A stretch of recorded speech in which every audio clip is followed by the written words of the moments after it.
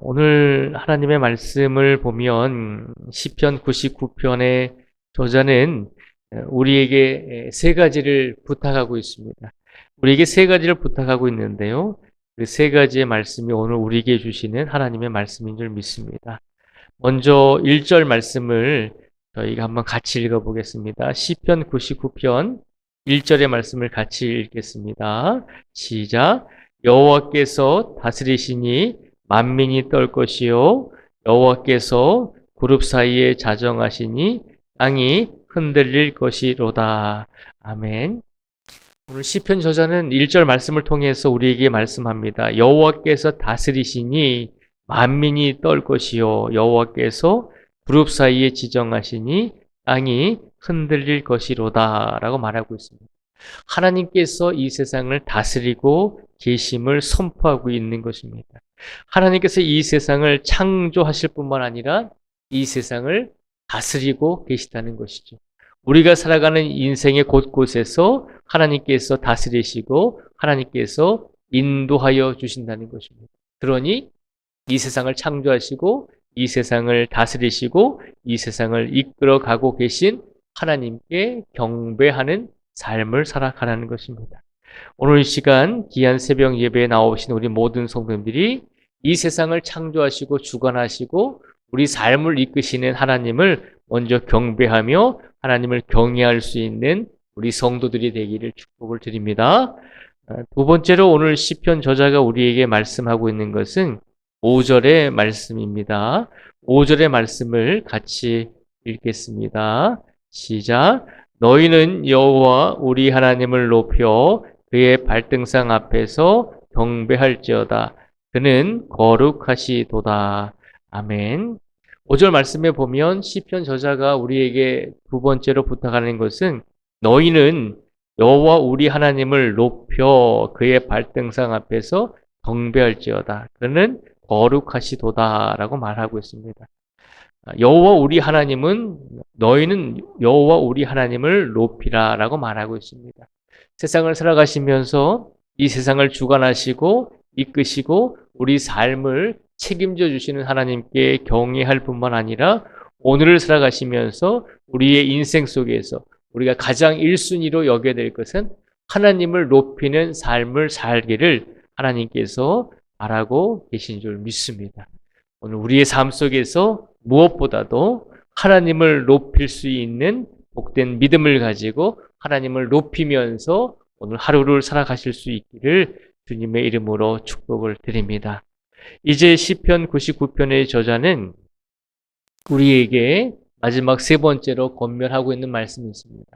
첫 번째와 두 번째는 하나님을 경외하는 삶을 살 것을 우리에게 부탁했고 하나님을 높일 것을 우리에게 부탁했습니다.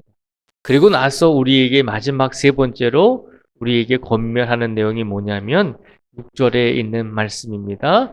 6절에 있는 말씀을 같이 읽겠습니다. 시작. 그의 제사장들 중에는 모세와 아론이 있고 그의 이름을 부르는 자들 중에는 사무엘이 있도다. 그들이 여호와께 간구함에 응답하셨도다. 아멘. 6절의 말씀이 오늘 시편 99편의 저자가 우리에게 주고자 하는 세 번째 권면의 말씀입니다. 하나님을 경외하고 하나님의 이름을 높이고 그 다음에 우리에게 무엇을 부탁하냐면 그 다음에 우리가 하나님께 부르짖으라는 것입니다. 왜 우리가 부르짖어야 되냐면 이스라엘의 역사를 보면 6절에 보면요. 모세와 아론이 있었고 그의 이름을 부르는 자들 중에는 사무엘이 있었다는 것입니다. 그들이 여호와께 간구함에 응답하셨도다라고 말씀하고 있습니다. 우리가 생각할 때 모세와 아론은 훌륭한 사람이 아닙니까? 훌륭한 믿음을 가지고 있는 사람이 아닙니까? 라고 그렇게 생각할 수 있습니다. 사무엘은 어려서부터 하나님의 부르심을 받고 하나님의 제사장으로서 하나님의 선지자로서 어렸을 때부터 그렇게 구별되어져서 살아온 훌륭한 사람 아닙니까? 당연히 그런 사람들의 기도와 간구에 하나님께서 응답해 주시지 않겠습니까? 라고 생각할 수가 있습니다. 그런데 가만히 보면 모세와 아론 그리고 사무엘 훌륭한 믿음을 가지고 있었지만 모세도 하나님께 부르심을 받기 전에는 사람을 죽였던 살인자였고 도망자였잖아요. 아론도 하나님께 부르심을 받았지만 하나님께서 세우신 모세를 잘 도와주고 조력해야 함에도 불구하고 모세를 시기해서 모세를 질투했던 적도 있습니다. 그리고 사무엘 선지자 같은 경우에는 물론 어려서부터 하나님께 구별되고 하나님께 바쳐져서 하나님의 선지자로 평생을 살았지만 그러나 안타깝게도 우리가 성경을 보면 사무엘은 자식 농사를 잘 못 지어서 우리 자녀들이 하나님께 죄를 범하고 그렇게 하는 모습을 우리에게 보여주고 있습니다.